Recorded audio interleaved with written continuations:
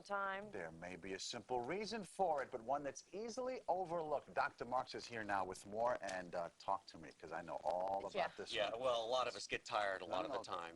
We're tired, right? Yeah. But fatigue is one of the most misunderstood conditions. It doesn't kill you, so some doctors take it not very seriously. If you're tired, you also have headaches and sinus symptoms, there may be a way to put a spring back in your step.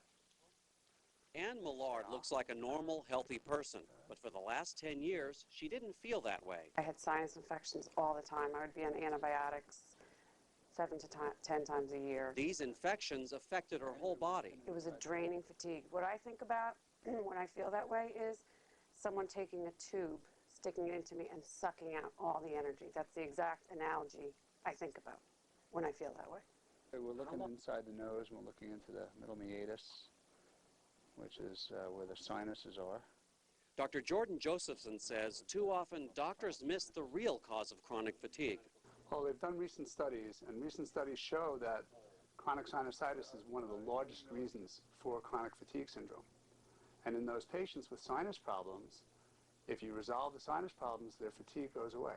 He says there are a number of symptoms that should alert you to the possibility your sinuses are clogged.